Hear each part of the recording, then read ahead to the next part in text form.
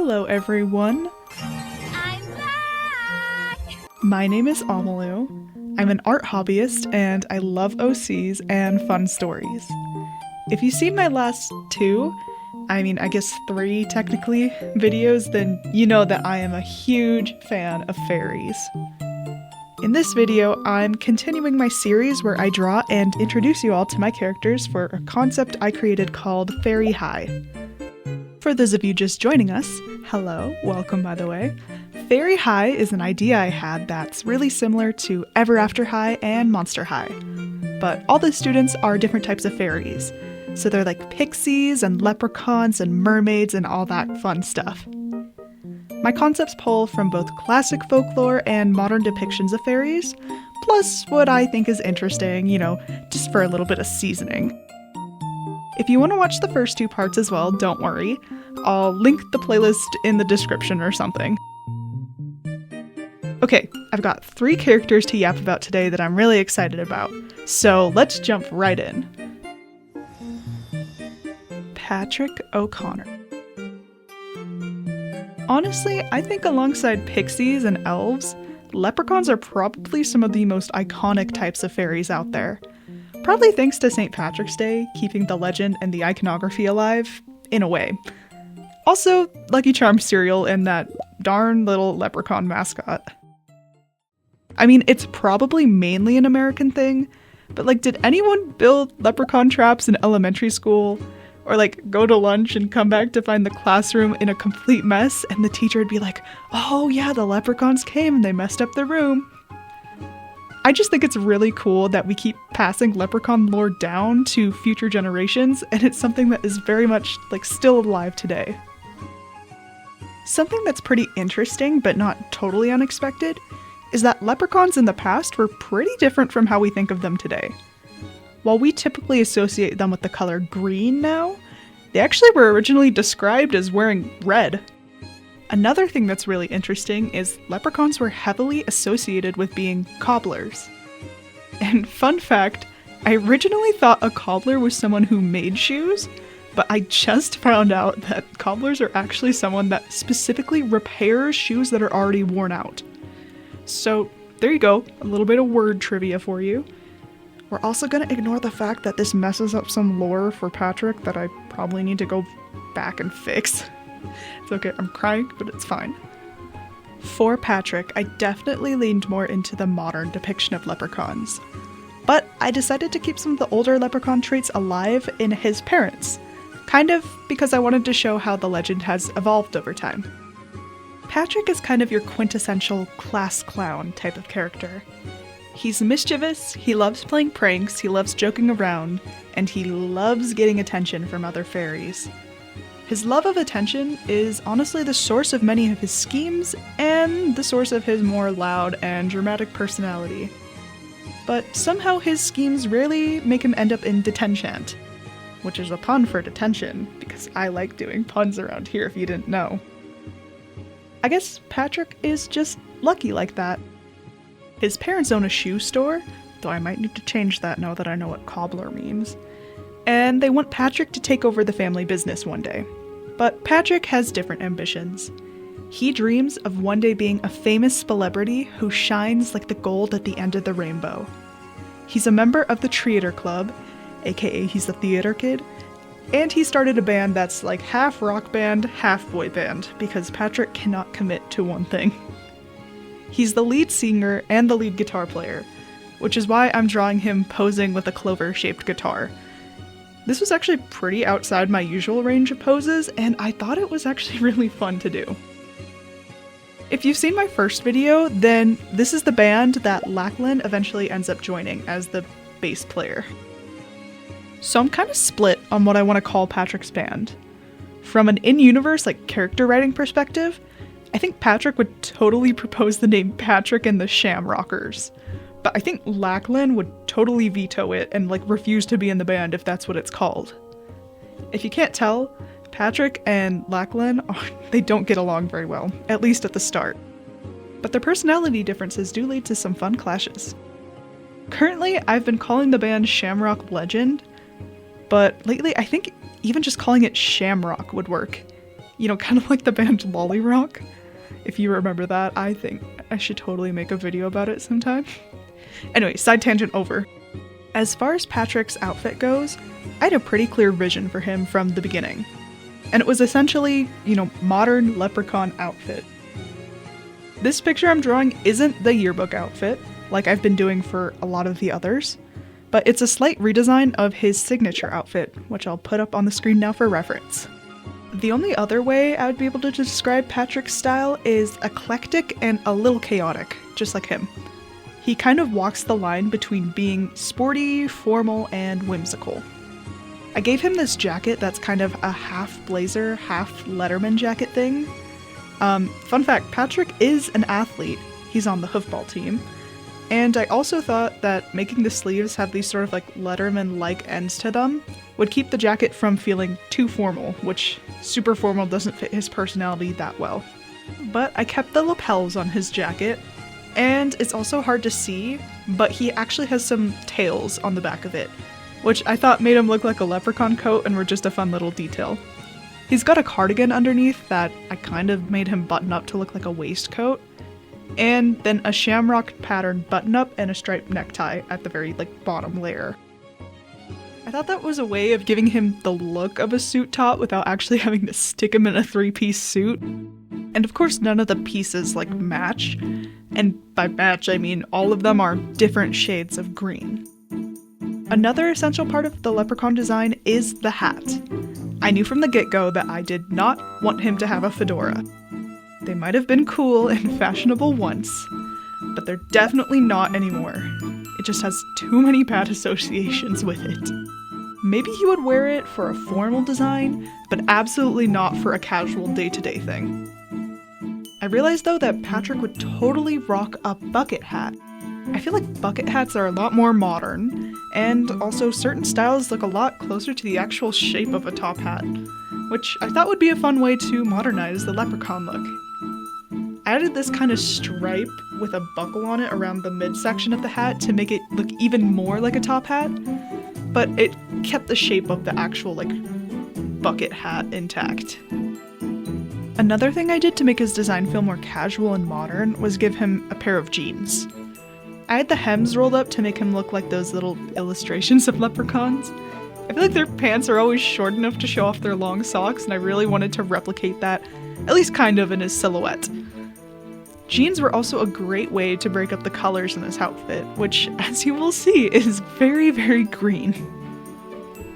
However, I also added little spots where he has these almost rainbow accents. And by rainbow, I mean it's just red, yellow, blue, and purple, because I thought those colors looked really well with the green. And I'm not sure why I cut out orange. Maybe it's because his hair is orange? Who knows? I put them specifically at the ends of his sleeves and the bottoms of his shoes because the legend goes that the pot of gold is at the end of the rainbow. Honestly, I don't even know if it makes sense. You also see that there's a little cloud pattern at the end of his sleeves, and I just realized that I could have made the little rubber part of his Converse style shoes cloud-shaped as well, but rip me, I guess. I missed the opportunity. So I definitely stole the style of his shoes from Rainbow High. If you couldn't tell already, they're pretty much the same ones that Sunny Madison likes to wear. Which means that they're probably a reference to some high fashion thing that I'm just not aware of because I'm not really a fashion girl that much.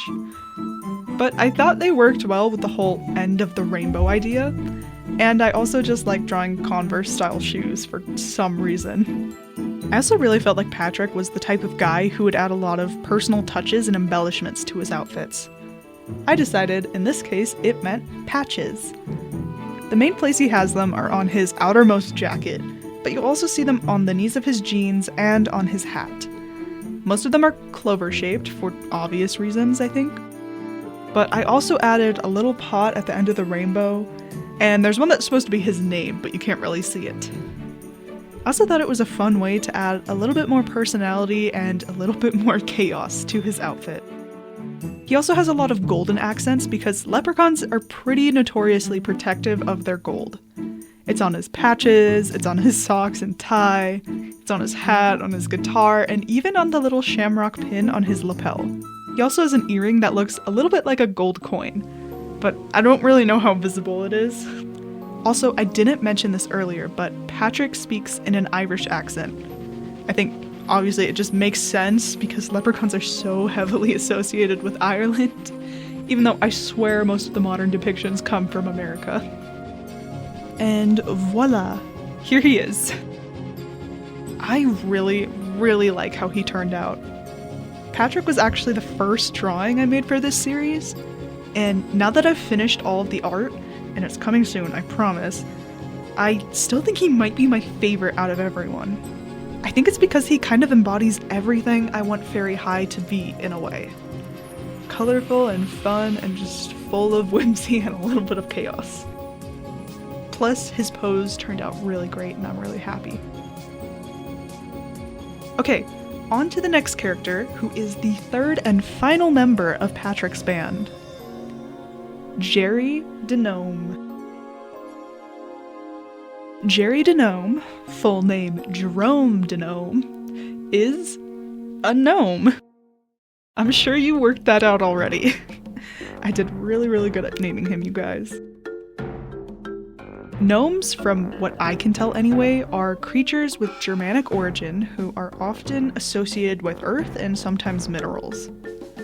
They've also got ties to alchemy, since the Swiss alchemist, and I'm gonna mess this up, Paracelsus? I don't know how to pronounce it.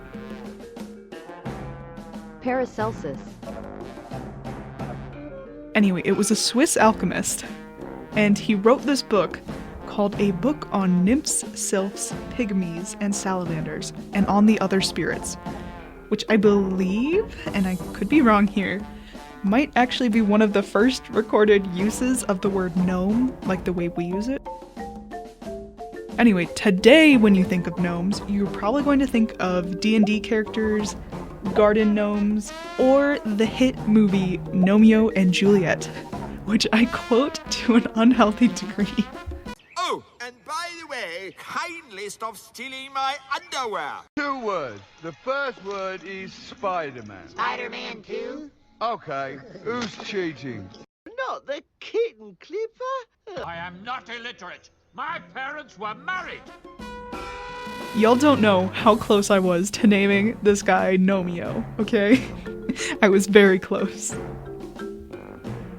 The history of garden gnomes is a whole other interesting topic that you should look into if you're bored. But the main thing I took away from it is that gnomes are here to protect our gardens, which is pretty cool. And it gave me some ideas.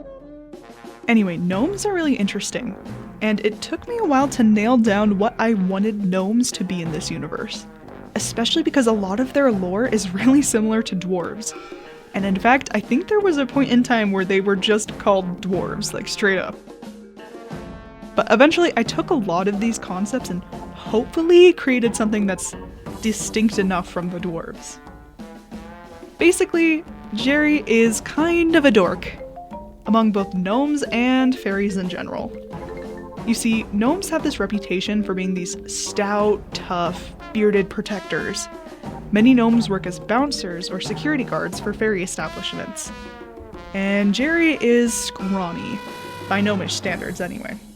He's not athletic in the slightest, and he can't seem to grow facial hair no matter how hard he tries. The only thing that seems to grow on his face is a bunch of acne. The only gnomish art he seems to succeed at is alchemistry, which at Faerie High is basically just a chemistry class, but mixed with potion making.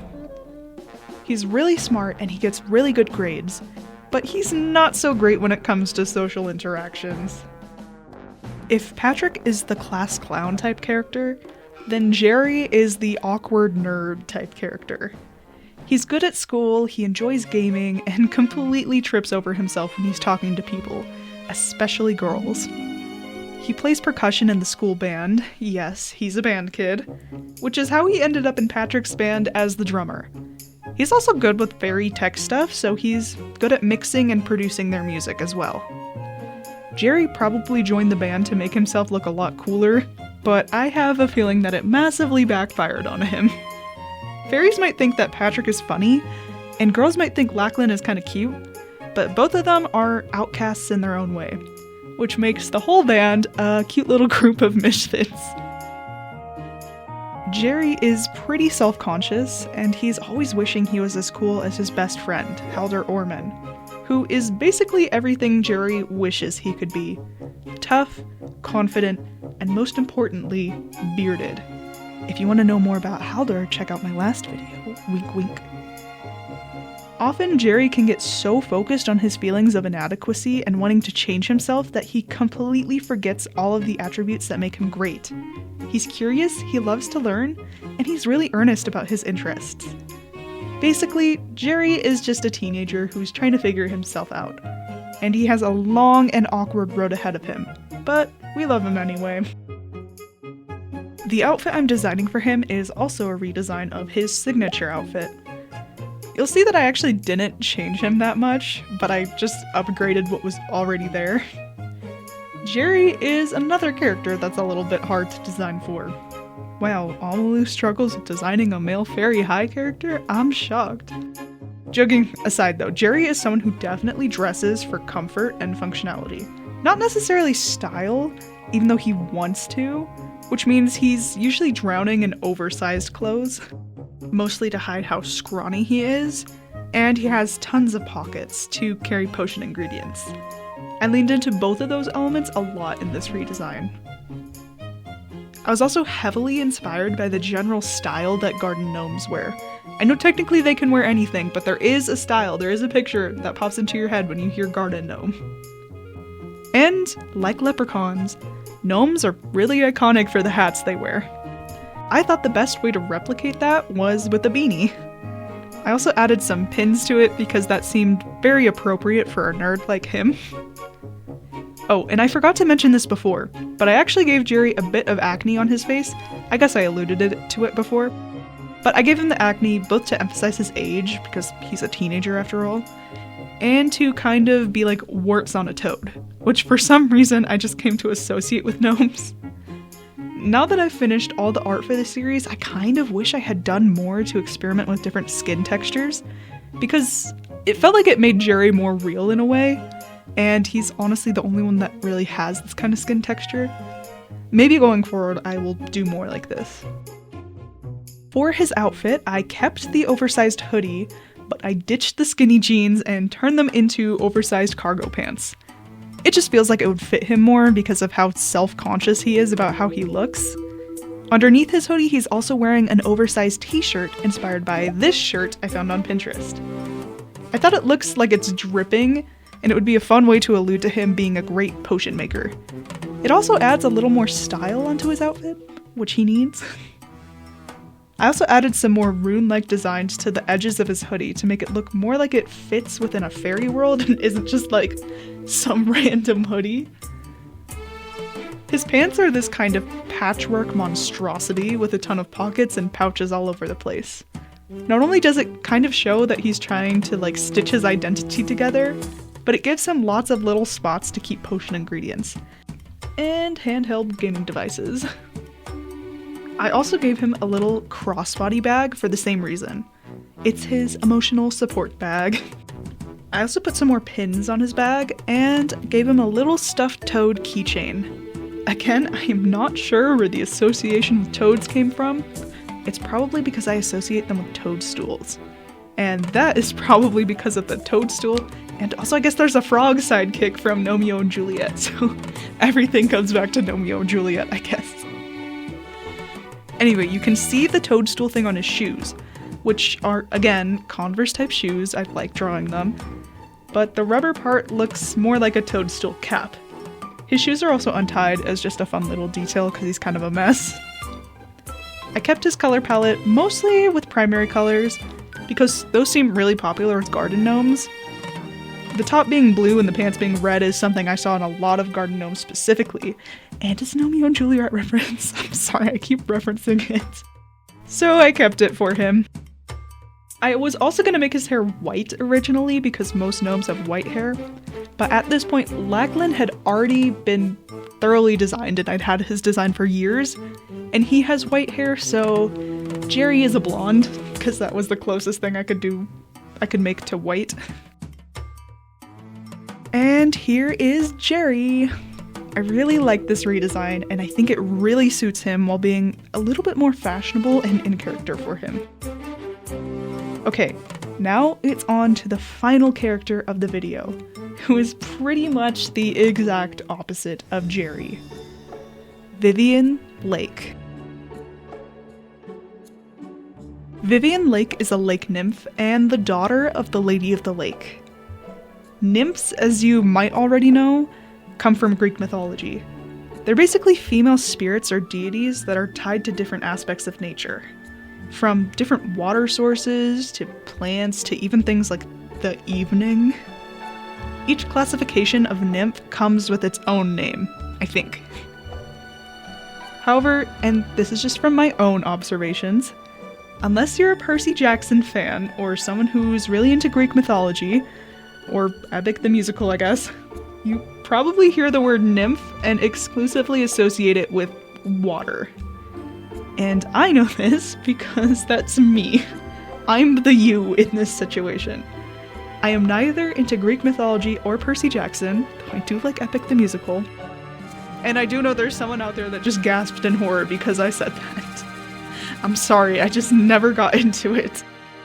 But also, when I was digging around and researching fairies, I actually found multiple blog posts and articles where people brought up nymphs, but only mentioned them being water spirits, which I thought was kind of interesting. I'm sure if I really dug into it, I could figure out why this is, but to be honest, I was more interested in like fleshing out the world building and the species of Faerie High than looking into this weird phenomenon. So, in the Faerie High universe, I kind of decided that nymphs are fairies that are primarily associated with fresh water, specifically. They're an all-female species. However, they rely on men, either humans or fairies, doesn't matter, in order to have children, but their daughters will always be fully nymph. Kind of think of the Gerudo from The Legend of Zelda. And for simplicity, I'm just gonna call them nymphs. I'm not gonna use any of the fancy Greek names because I don't know how to pronounce half of them. Oh, quick editing note here. I realized that I actually include dryads in this world as a type of fairy. And they're technically nymphs, but I created them to be their own species. So yeah, we'll learn more about the dryad character in a later video. But with all of that out of the way, Vivien, again, is a nymph. Specifically, she's a lake nymph, if that wasn't extremely obvious by her name. She's also the daughter of the Lady of the Lake, who you might know from Arthurian legend. I wanted to find a way to include famous fairies from folklore that aren't completely obscure, and I thought the Lady of the Lake was a great fit for that. As a concept, I've always thought she was really cool, and I even had an Ever After High OC themed around her back in the day, and that OC was very, very different from Vivien. We don't have to delve into the many variations of the King Arthur legend right now, but the two big things that the Lady of the Lake is kind of known for is one, giving King Arthur his sword Excalibur, and two, later taking the dying king to the island of Avalon. I ended up drawing inspiration from both of these things, but we'll get into that a little bit more later. In this world, the Lady of the Lake is a pretty famous person. And Vivien, as the daughter of said famous fairy, is a bit of a diva. She has glamorous style, expensive tastes, and the kind of confidence and presence that makes her impossible to ignore. When she walks into a room, fairies turn to look. When she states her opinion, fairies lean in and listen, and then religiously follow whatever she has to say. Vivien is especially popular among the other nymphs at the school, who all look up to her and see her as this ultimate fashion icon. But Vivien isn't just a pretty face. She's also sharp, ruthless, and cunning, which are all traits that make her a excellent captain of the fencing team. I really wanted to include her mother's connection with swords, and I thought this would be a really fun way to do that. When fencing isn't in season, Vivien is also a sword tosser for the color gourd, which is part of the marching band in this world. Vivien is someone who seems very dainty and posh, but she still knows how to handle a blade. Many of her opponents underestimate her at first, but she uses that to her advantage and swiftly and easily humbles them. She is someone who knows what she wants and will always fight for it, and often that means literally. Vivien is probably the most mean girl character out of this whole lineup. And part of it has to do with her connection to the McCarran twins. If you don't know who the McCarran twins are, I talked about them in the first official Faerie High video, which you should go watch if you haven't already, by the way. What are you doing? Just kidding. They're basically druids who are pretty central to the plot, especially Lachlan. Vivien has known both Lachlan and Lulu since they were children. Lulu is Vivien's best friend, and Vivien has had a crush on Lachlan for basically as long as she can remember, even though he is very obviously not interested in her. Vivien is convinced that Lachlan just isn't aware of his feelings, and one day soon he'll open his eyes and finally realize that he's in love with her. Unfortunately for her, a new human girl, Rainey, has just moved in, and suddenly it seems like Lachlan only has eyes for this new girl. And to make matters worse, Rainey is slowly making more friends and getting more and more popular, which threatens Vivien's current social status and her hold over the student body. Like Lulu, Vivien fills a more antagonistic role in the story, though she has different motivations and reasons for acting the way she does. I feel like I need to make a series or short stories or even comics about these characters or something so we could explore them more. Though I have to admit I am not good at making comics. Anyway, the outfit I'm designing for Vivien isn't a redesign like the last two, but it's an alternative look for the yearbook lineup. Here's her signature look for reference. Vivien's style is supposed to be very glamorous and flowy, with a couple modernized elements of Arthurian fashion, though I don't know how well I succeed in doing this. I always have very strong concepts and ideas for her, but I tend to struggle with the execution. To me, she is notoriously hard to draw. I'm also realizing now, looking at the drawings side by side, that she's basically wearing the same skirt in both pictures. That was completely on accident. I did not mean to do that. I probably should have looked at her original picture more closely when I was designing her. Anyway, I gave her a off-the-shoulder top with these wide, flowing sleeves. I looked at both medieval fashion and different costume designs for King Arthur for ideas for Vivien. In both of those, I saw a lot of wide necklines and long, flowy sleeves, which were both things I thought really suited her kind of glamorous style. Like I mentioned before, I kind of accidentally designed the same skirt for her again, but that's probably because it just really fits her. It's a mini skirt because I imagine she'd want to show off her long legs, and it has this macrame diamond pattern overlaid on the top, which leads down to these little droplet-shaped jewels that hang off the bottom of the skirt. Not only is it very glamorous, I think it also looks a little bit like chainmail if you squint a bit, which is very fitting for a character that uses swords all the time. Also, her skirt isn't a full copy-paste because I added another layer on top of it. I kind of struggled with how I wanted it to fall and how it would look in general, but in the end it ended up being a slightly longer, flowier piece of fabric that splits in the middle. It was supposed to be translucent originally, but I was having such a hard time drawing that I ended up just scrapping it and making it a base pale color. She also has this long, almost tapestry-like piece of fabric hanging from the front. I have no idea what this is actually called, but I saw it on a lot of King Arthur costume designs, and Princess Zelda has it. It's a thing, I don't know what it's called. Not only did it allude to Vivien's Arthurian heritage, but I also thought it kind of looked like a droplet of water in a way, like a really long one. She also has these gladiator-style sandals that I added little droplet cutouts to. And I turned her heels into little swords because it's just fun. It's fun to have little objects on the heels. I love it when Monster High does that, though sometimes it can be a little bit excessive. As far as Vivien's color palette goes, it's very blue. I'm sure you've noticed. When I was first making concepts for this whole lineup, I was afraid that Vivien and Nora would actually be too similar because they're both these fairy girls that are very deeply tied to water. But even though they have that similarity, I feel like they still stand out from each other. Nora, who is more associated with the ocean, being a mermaid, has a lot more green in her design, and she's more teal. It's kind of supposed to look like the colors of a tropical ocean. Vivien, in contrast, has a lot more cool blues, with her main accent color being silver. The only part of her that isn't blue or silver are actually her lips, which I decided to make bright red. I think they fit with the whole vaguely femme fatale thing she kind of has going on, and they really stand out against her blue skin. Also, as a side note, adding her blush was very difficult because I wasn't really sure what color I should use on blue skin. I don't do fantasy skin colors that often, so it was a bit of a challenge. In the end, I kind of went with this warm purplish color, and I actually think it looks pretty okay. And here she is. If I'm being honest, she's not my favorite of the drawings, but Vivien has been pretty infamously hard for me to draw, and she does look pretty great here. Not gonna lie, it's not the worst thing I've ever drawn. I do prefer the signature look I designed for her more overall. I love Vivien, I really do. She is just so hard for me to draw. And here we go. Here's all three of them together.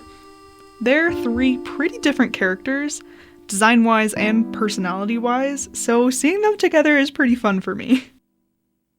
Okay, we're down to 6 main-ish Faerie High characters left, which means about 2 more videos. Like I mentioned earlier, I'm done with all the art for this series, which means I just have to finish everything else. But don't worry, I'm working on it bit by bit. And I was debating if I was going to say this, but I do have an Unveil account. I'm not sponsored by them, by the way. But I post my art there a lot, and I post a lot of Faerie High there too. Technically, all the characters are up on the site, not with the updated art though. So if you wanted to learn more about Faerie High, you could take a look over there. Same username as YouTube, it's just Amalu. Like I said, there's going to be some spoilers for characters that I haven't made videos about, but if you don't care about that, then I'm not going to stop you. Once again, thank you so much if you've watched this far into the video. I hope you enjoyed listening to me yap. I know I had a fun time yapping about my characters. I say this every time, it feels like, but I really do love Faerie High. And I love that so many of you like listening to me yap about it, so I hope you all have a wonderful day, and a reminder to keep on creating. Amalu out.